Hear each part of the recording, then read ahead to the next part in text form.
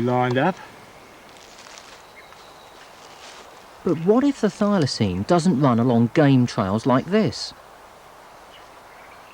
Well, at least Ned's film shows us what is out there. Possum, a devil, another devil. Two devils went across there then. See them? The brush-tailed possum. And brush-tailed possum came back again. And little potteroo, what a lovely shot. Not very common, those little potteroos. Another possum. There's always a nervous air of expectation, the old adrenaline, and after all the work you do and carrying things into the bush and backwards and forwards, and then wait for the film to come back and then see what's on the screen here. It's just it's a very exciting business because, look, there's a possum going very quietly across. But no thylacine? No, we haven't got his Royal Highness yet. That's the one we want. Keep on trying, and one of these days something might happen and one will make a mistake and come in close to the camera. But do animals hunted to the brink of extinction by man make mistakes like that? Well, there's a story from southwest Tasmania when this might just have happened. Carl Bailey is a journalist who collects stories from the outback, and in 1991 he came across this one. I say, Carl, how long have you been at this then? A long time, mate. 28 or 9 years. And of all that time, I reckon the very best evidence I've got to support the theory that the thylacine still lives is in this photo here. This came from down in the southwest of the state, and it's an actual thylacine foot that was shot in 1991. Now, as proof, have a look there and you'll see raw skin. Yeah, I can see now, that proves that those feet are fresh. They're not a museum specimen. Everything's fresh and new. Of all the field evidence that I've collected over the 28 or 9 years, that would be absolutely the best proof that I've got. So what's the story behind that photograph?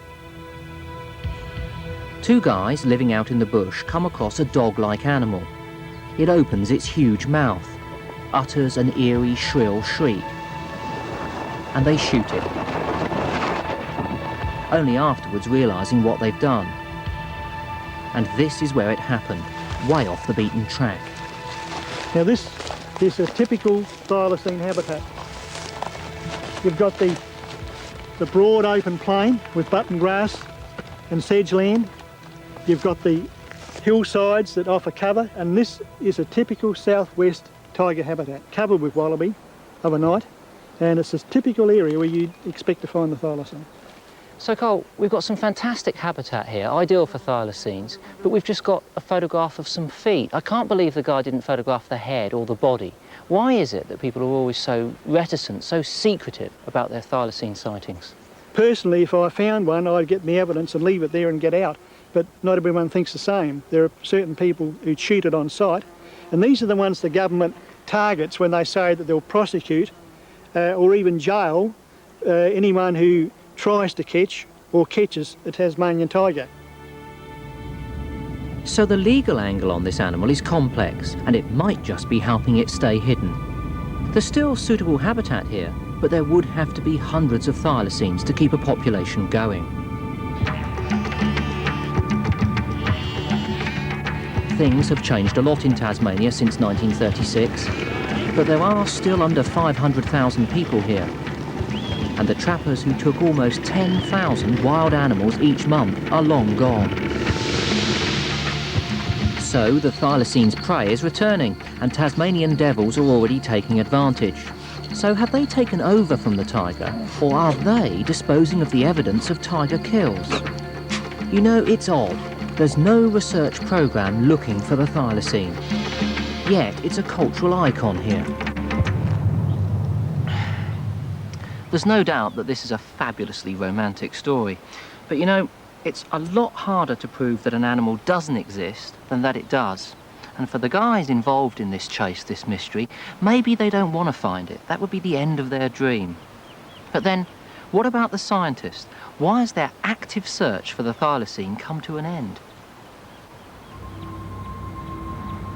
Well, if the trail is cold in Tasmania, is there another option? Here's something amazing.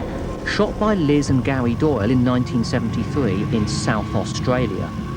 It looks like a thylacine. It has a straight tail and stripes. But it's on the mainland, so it can't be part of a natural population. Could it have been planted here? Gillian Sandra Sager had a similar encounter. This is the animal I saw on September the 8th, 97. Its head was sharp, a bit like my whippets, and I thought at first perhaps it's some sort of a greyhound. And then that just didn't make sense because it was very stretched out sort of a greyhound and perhaps not as tall. And then, of course, what I'd been seeing at the same time were these amazing stripes that six or seven just sort of jumped out at me. They were very dark and they were the most amazing, just came to this tapered point like blades of grass. But I've got no recollection of seeing any on the tail. And that's really the drawing completed. And that's a coloured illustration that I've done. Well, it's a nice piece of work, I have to say. And it is a thylacine without doubt. But I have a question. Is there any chance that lurking in your subconscious could have been images of thylacine that you'd seen from films and other pictures? I mean, you're an artist, you look at things in detail, and then you might have transferred those onto another type of animal. I had a childhood image, obviously, of a thylacine which had stripes. But the things that I've drawn that I saw on that particular animal, that's not knowledge that I had. It's intriguing, and the place where she saw it is equally fascinating. Wilson's Promontory, a peninsula east of Melbourne. At the turn of the century, 23 new species of animal were released here, and rumours persist that they included the thylacine, secretly shipped from Tasmania by Mary Grant Roberts or her friends. But a visit to the area reveals a biological flaw.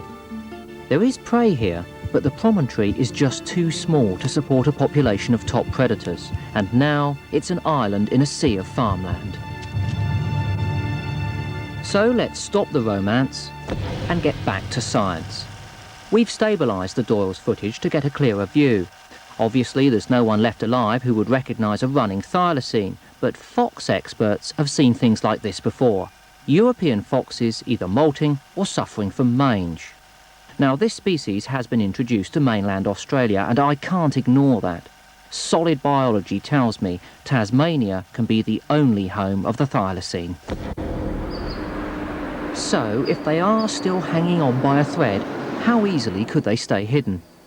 Well, in the forest north of Melbourne, there's another animal which was declared extinct for 60 years. Leadbetter's possum. Now rediscovered, these groups are studied by Dr. David Lindenmayer from the Australian National University. So they're truly a spectacular place. But they're still almost impossible to see without some special night vision equipment.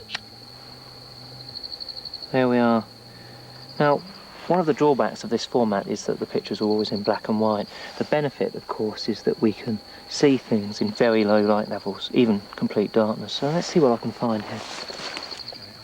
I think that if you just take it up a little bit further, and then just off to the left a little ways, yeah.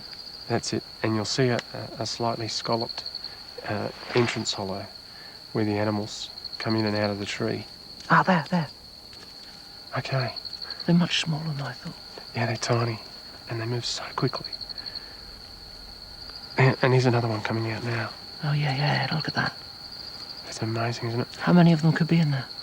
Anything up to 12. 12? 12 animals. Yeah, it's amazing. This off as well, look. See how quickly they move. Yeah.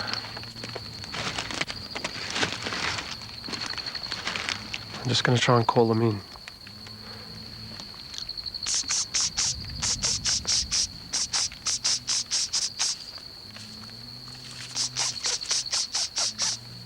So animals can remain totally invisible in Australia. In this case, simply by being strictly nocturnal. But good science can sometimes bring them back.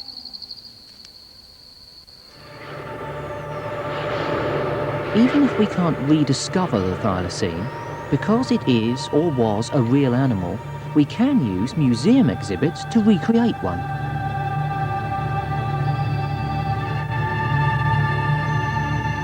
Cyber scanning uses a laser to convert the form of the body, the skeleton as well as the skin, into digital information.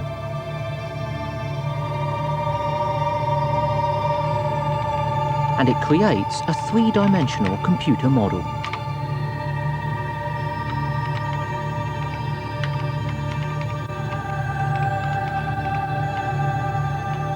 Combining the pivot points on the skeleton with movement profiles of other hunting mammals produces a moving image. A wireframe.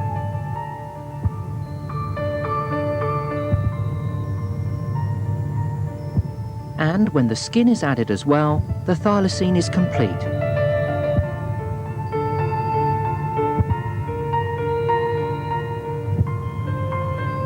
Special effects technology can give us an impression of the real life of the wild thylacine.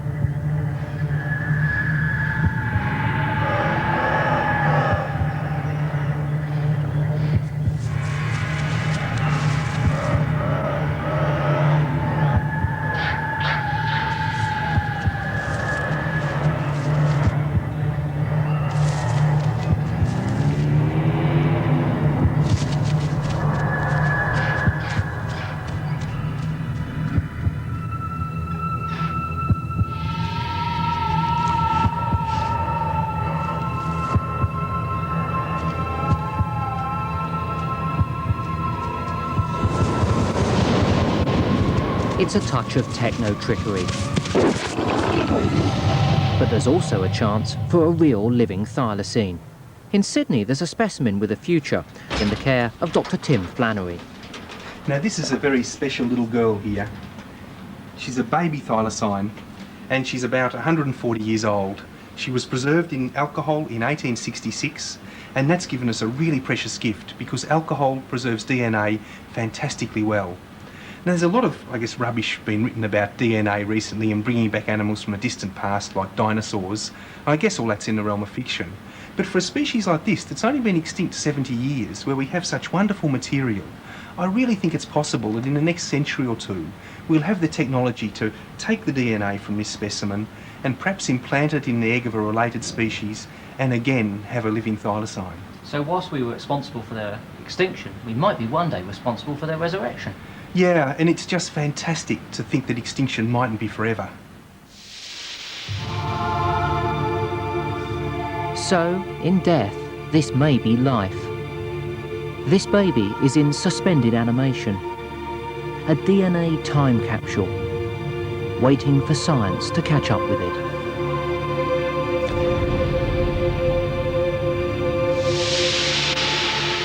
But what if the answer's not in that bottle? Then what? Well, you know, I'm pretty certain that thylacines survived beyond the 30s, probably into the 40s, 50s and 60s, maybe even longer than that. And it's not too surprising that those early searches failed to find them. They were animals then at a very, very low population level. But you know, Tasmania is a remarkable place. There's still masses of wilderness. There's still lots of potentially good thylacine habitat. OK, why aren't we seeing them? Well, perhaps it's for the same simple reason that we didn't see Leadbetter's possum for 60 years. They're nocturnal, they're shy, and they're very, very rare. But you know, on Tasmania today, there's actually a superabundance of their prey. So I wouldn't mind betting that there is just a small chance, perhaps a very small chance, that thylacines are still out there, peeping through the cracks in our knowledge.